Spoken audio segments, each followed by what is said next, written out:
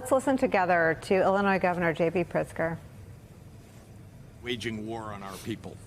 All of this has been aimed at causing chaos and mayhem in the hopes of creating a pretext to deploy military troops against Chicago and Broadview and other suburbs, just as the president is doing right now in Oregon. Moments ago, the Illinois National Guard received word that the Department of Homeland Security has sent a memo to the Department of War seeking the deployment of 100 military troops to Illinois, claiming a need for the protection of ICE personnel and facilities. What I have been warning of is now being realized. One thing is clear, none of what Trump is doing is making Illinois safer. 2 weeks ago, a man was shot and killed by ICE in Franklin Park, Illinois. Shortly after, ICE issued a statement justifying the killing, saying the federal agent was seriously injured. The Chicago Sun-Times has brought to light that the injuries were, in the agent's own words, nothing major. A man is dead. A community is shaken up, and we are yet again left with more questions than answers. On Saturday, federal agents wreaked havoc on the village of Broadview, a small suburb west of Chicago with 8,000 residents.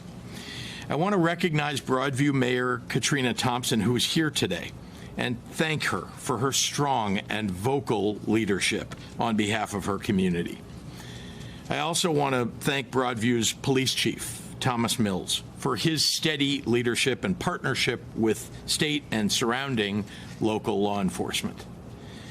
In Broadview, people nonviolently holding signs and chanting against brutality, expressing their First Amendment rights, have been regularly attacked with chemical agents like tear gas, pepper spray, rubber bullets, and flashbangs. Agents reportedly unholstered their guns and pointed them at protesters. In their own words, ICE intended to unleash, quote, a shit show in the Broadview community. Without provocation and acting like jackbooted thugs, ICE has attacked and detained members of the press, including an independent journalist. A CBS Chicago correspondent had chemical munitions fired at her car where there were no protesters in sight.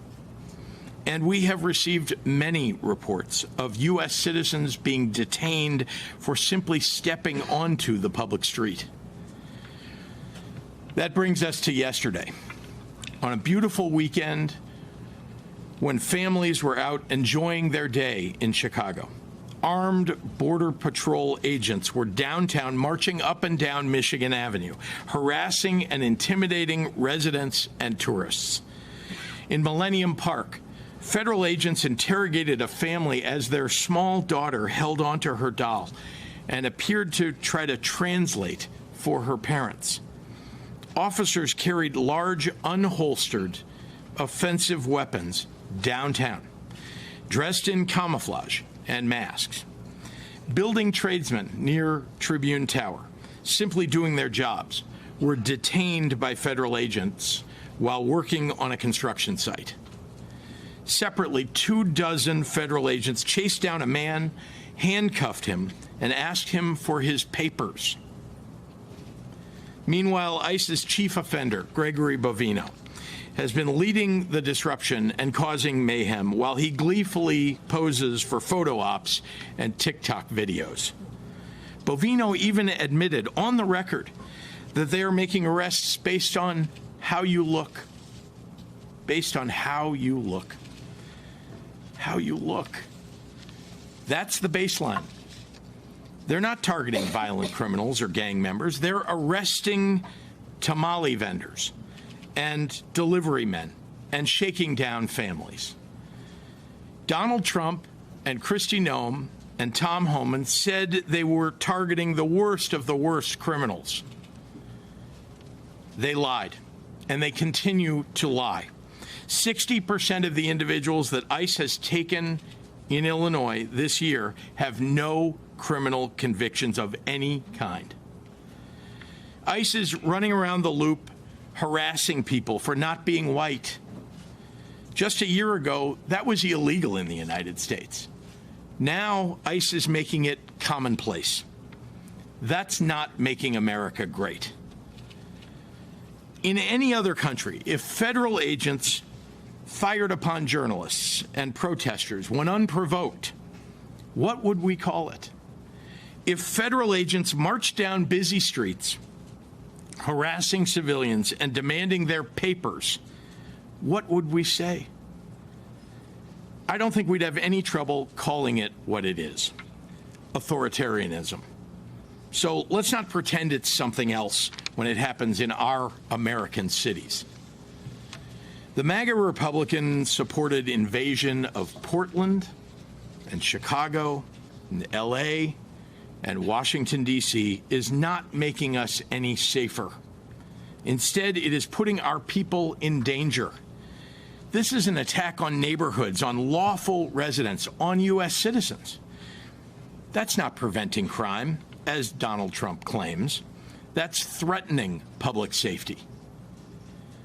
But as I've said many times, for Donald Trump and the MAGAs in Congress, this is not about fighting crime or about public safety. This is about sowing fear and intimidation and division among Americans. It was about creating a pretext to send armed military troops into our communities.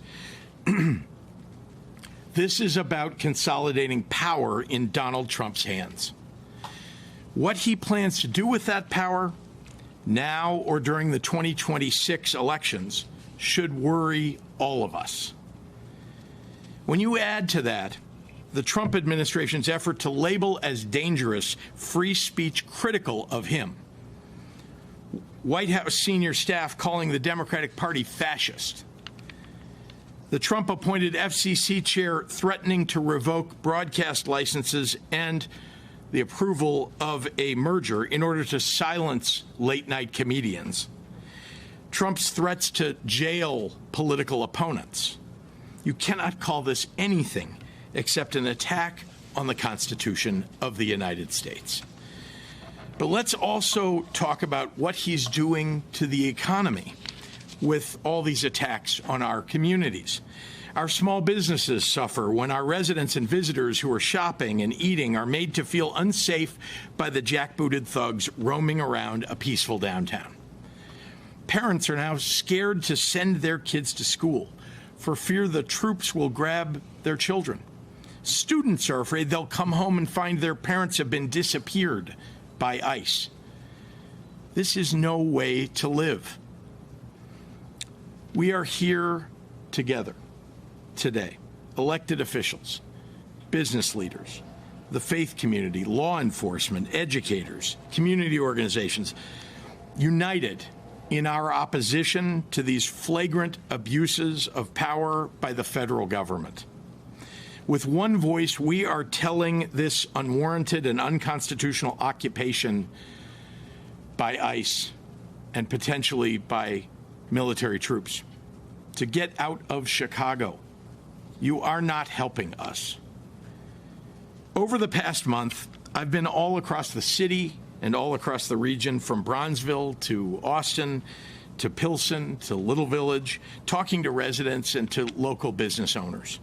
Not one of them has asked for armed military troops in our streets. They have all said loudly that there is no emergency here on the ground that requires the deployment of military troops or the use of military tactics. I refuse to stay silent about this and let the slow encroachment of our freedoms and liberties continue unabated. The state of Illinois and all of us will continue to fight this with everything that we have. So, people of Illinois, we need your help. Get out your cell phones, record and narrate what you see. Put it on social media. Peacefully ask for badge numbers and identification. Speak up for your neighbors. We need to let the world know that this is happening and that we won't stand for it. I was surprised and pleased to see that a federal agent in New York was put on leave after he was caught throwing a woman to the ground. Good. Good. That would never have happened, though, if it wasn't on camera. So keep documenting. It could make a world of difference for someone, perhaps for all of us.